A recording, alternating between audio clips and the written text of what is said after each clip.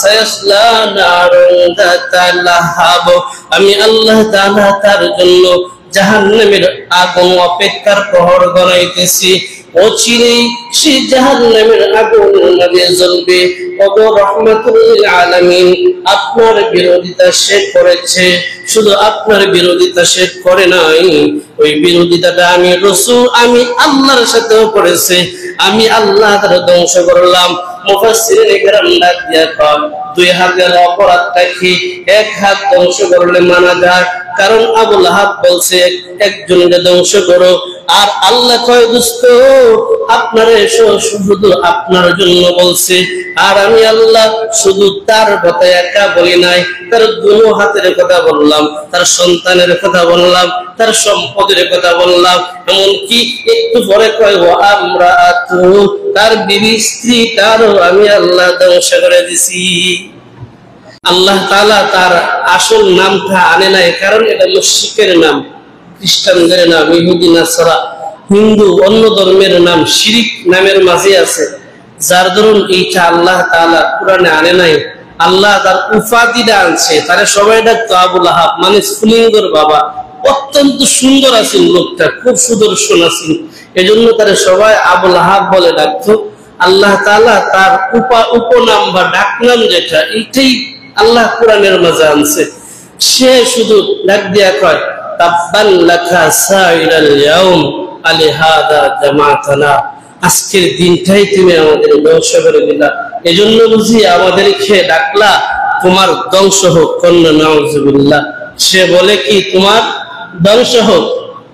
যে কন্ত যার উসিলায় আল্লাহ তাআলা সব কিছু বানাইছে, যার উসিলায় সবকিছু বানাইছে, আমাদেরকেও বানাইছে, সবকিছু বানাইছে, ওনাকে যদি কষ্ট দেয় আল্লাহ কি তা দেখে না? আমার ভাষা বুঝেন না। নবী মুহাম্মদুর রাসূলুল্লাহ সাল্লাল্লাহু আলাইহি ওয়াসাল্লাম হলো আল্লাহর বন্ধু।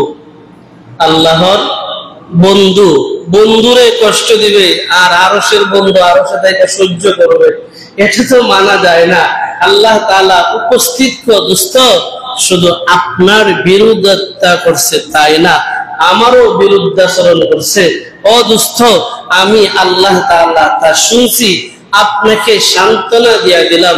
যে বলছে তাব্বান লাকা ইয়া মুহাম্মদ, শুধু সে এই কথা বলছে তুমি ধ্বংস হও, আর আমি আল্লাহ তার দুনিয়া আখিরাত সব ধ্বংস করে দিয়েছি। সুবহানাল্লাহ। আল্লাহ বলে তাব্বাত ইয়াদা আবি লাহাবি ওয়া তাব, আমি আল্লাহ তাআলা আবু লাহাবের দুনিয়া ধ্বংস করলাম, দুনো হাত ধ্বংস করলাম। আমি আল্লাহ দুনিয়াও ধ্বংস করলাম, আখিরাতও ধ্বংস করলাম, তার সন্তানকেও ধ্বংস করলাম, সম্পদও ধ্বংস করলাম। মা আগনা আনহু মালুহু ওয়া মা কাসাব, তার যে ধন সম্পত্তি ছিল এইগুলি তার কাজে লাগে নাই।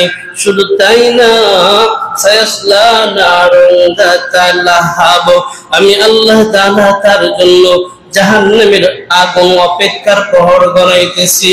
অচিরেই সে জাহান্নামের আগুনের মধ্যে জ্বলবে। ওগো রাহমাতুল লিল আলামিন, আপনার বিরোধিতা সে করেছে, শুধু আপনার বিরোধিতা সে করে নাই, ওই বিরোধিতাটা আমি রাসূল, আমি আল্লাহর সাথেও করেছে। আমি আল্লাহ তার ধ্বংস করলাম।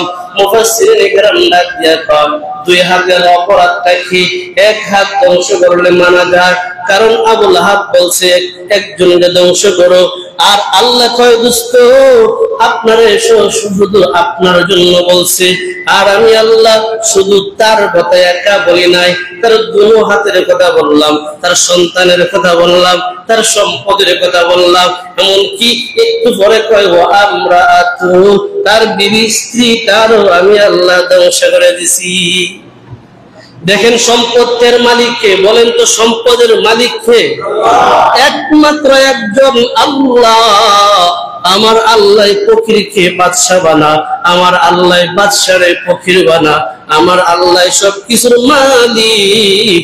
আবু লাহাব ছিল মক্কার মধ্যে একজন ধনাঢ্যওয়ালা, সম্পদওয়ালা, টাকাওয়ালা, ক্ষমতাওয়ালা আবু লাহাব মাঝে মাঝে বলতো, এ মুহাম্মদ বুঝি আমার সাথে পাঙ্কা লয়, আমার সাথে বিরোধিতা করে। মুহাম্মদ কি জানে না আমার সম্পদের অভাব নাই? দেখছেন, এই তো কিছুদিন আগের কথাই দেখছেন, আমরা এখনো বলি যার মামু আছে তার সব আছে। আমরা এই কথাটা বলি অনেক সময়, যার মামু আছে তার সব আছে, মানে টাকা আছে, সব আছে, মানুষ কিনে কিনে সব তার পক্ষে নিয়ে যায়। নির্বাচনটা আইলে আপনারা শুনে বাংলাদেশের ইতিহাস, নির্বাচনটা আইলে মোটামুটি টেহা টোহা দিয়া বুট সব কিনে নিয়ে যায়। মেম্বারি করে একবার 40 লাখ টাকা খরচ করে মেম্বারি। চিন্তা করেন, মেম্বার একবার নির্বাচন 40 লাখ টাকা যায়, সব টাকা তো আমরা ফেলে মেম্বারি যদি 40 লাখ টাকা যায়, তার চেয়ারম্যান কত করতে চায়, হ্যাঁ উঠে হতো আরো দূরা। তাহলে টেহা আছে মানে পদ আছে। আবু লাহাব বলতো, তোমরা কি আমার চিনো না? আমি হলাম মক্কার উল্লেখযোগ্য একটা লিডার, আমার সম্পদের অভাব নাই, সম্পদ দিয়া মুহাম্মদের আযাব থেকে বেঁচে যাব। নাউযুবিল্লাহ। বলেন, তার একবার সম্পদ দেয় কে? আল্লাহর সম্পত্তি দিয়া আল্লাহর সাথে পাঙ্কা লওয়ার সুযোগ নাই। আল্লাহ কই, মা আগনা আনহু মালুহু ওয়া মা কাসাব। আবু লাহাব, তুমি যে সম্পদ দিয়া বড়াই করো, এই সম্পদ আমি আল্লাহ ধ্বংস করে দিলাম। এই সম্পদ দুনিয়াতেও কাজে লাগবে না, পরকালেও কাজে লাগবে না।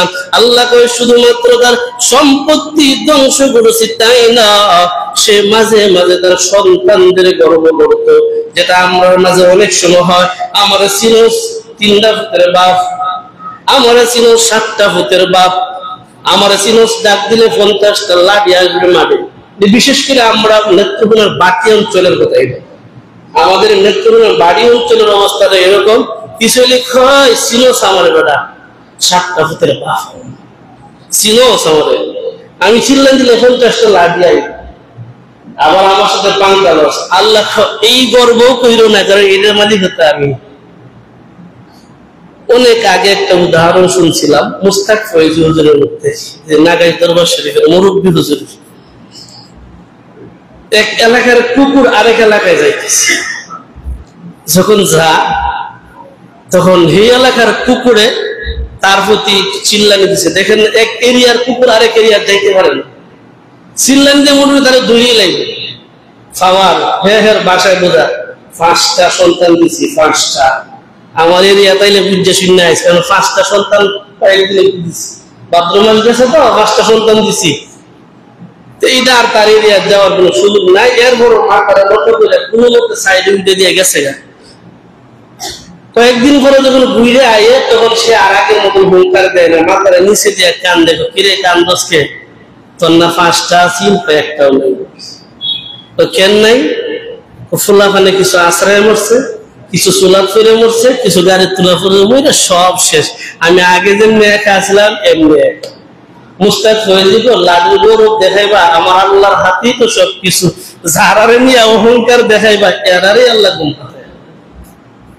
সুতরাং এইগুলিরও অহংকার বরত্ব দেখানোর সুযোগ নাই। বলেন তো, সন্তানের গৌরব আবু লাহাব দেখাইতো, সন্তান দেওয়ার মালিক বুঝেন না আমার কথা, সন্তান দেওয়ার মালিক আল্লাহ। সুতরাং আমার 1টা ফুট আছে, 3টা ফুট আছে, 10টা ফুট আছে, 50টা লাঠি আছে, এই গৌরব করার সুযোগ নাই, কারণ আল্লাহ দুই দলের মুখ কারো হইত না। কিতাবের মাঝে উল্লেখ করা হয়, আল্লাহ তাআলা আবু লাহাবের সব কিছু ধ্বংস করে দিচ্ছে। মরণের ইতিহাসটাও আমরা বিগত জুমায় শুনছিলাম। আবু লাহাব বদরের যুদ্ধের 7 দিন পরে, বদরের প্রান্তর যখন সংগঠিত হয়ে গেছে, এর 7 দিন পরে প্লেরূপ যেটাকে বলা হয় রোগ হয়েছে, তার পাশে কেউ যায় না। আল্লাহ কয়, তার সন্তানদের কেমনে ধ্বংস করেছি জানো? আবু লাহাব বদরের প্রান্তরে আঘাতপ্রাপ্ত হয়েছে কিছুটা, এরপরে তার গায়ে যখন আমি আল্লাহ অসুস্থতা দিয়ে দিলাম, সন্তানরা কাছে যায় না। আজকেও পড়ছি, আজকেও দেখলাম তাফসীরে জালালাইনের মাঝে আছে, তাফসীরে ইবনে কাসিরের মাঝে আছে, এইভাবে লেখা 3 দিন পর্যন্ত তার সন্তানরা তার কাছে যায় নাই। জীবিত মানুষটা চিন্তা করেন, মানুষটা জীবিত, অসুস্থ, তার গ্রাম থেকে তার সন্তানরা কর্মচারীদের বাহিরে করে দিছে, গ্রামের বাহিরে বন জঙ্গলে ফেলে রাখছে। 3 দিন পরে মারা গেল, এরপর সন্তানরা যায় না, তার পাশে কেউ যায় না। 7 দিন চলে যাওয়ার পরে যখন লাশ ফুলে গেছে, পচা গন্ধ বাইর হয়ে গেছে, সন্তানরা মাটি দিতে যায় না। কর্মচারী আইনা হাফসির এক গুলাম দিয়া তারা গর্তের মাঝে ফালায়া পাথর বালু দিয়া জাফকা দিয়া দিছে। আল্লাহ কয়, যাদের দিয়া বড়াই করেছিল রে আবু লাহাব, আমি আল্লাহ তাআলা এমন ভাবে ধ্বংস করলাম তোর সন্তানরাও তোর কাজে আসে না। আল্লাহ তাআলা জানায় দেয়, সাবধান, বড়াইগিরি কইরো না, কারণ এটার মালিক একমাত্র আমি একজন। বলেন তো তিনি কে? সব কিছুর মালিক একজন, তিনি একমাত্র আল্লাহ। আল্লাহ বলে আবু লাহাবরে ধ্বংস করছি আর একটা কারণ আছে। আজকে দেখলাম হাদিসের মাঝে উল্লেখ করা হয়, একজন মানুষ মনে করেন 5 ওয়াক্ত নামাজ পড়ে। আমি আমার কথা বলতেছি না, আল্লাহর রাসূলের কথা স্পষ্ট বলছি। একজন মানুষ 5 ওয়াক্ত নামাজ জামাতের সাথে পড়ে, কোনো মিস নাই, তাকবীর ওলার সাথে পড়ে। একজন মানুষ রমজান মাসের 30টা রোজা পরিপূর্ণভাবে আদায় করে, কোনো মিস নেই। একজন মানুষ আওয়াবিনের উপরে, ইশরাকের উপরে, তাহাজ্জুদের উপরে সব পড়ে, বছরে বছরে উমরায় যায়, হজের সময় হজে যায়, সব করে, যাকাত দেয়, নফল সদকা সবকিছু তার ঠিক আছে। তার ভিতরে যদি 3টা অভ্যাস থাকে, রাসূল বলে তার জিন্দেগীর সব নেক আমল বরবাদ হয়ে যাবে।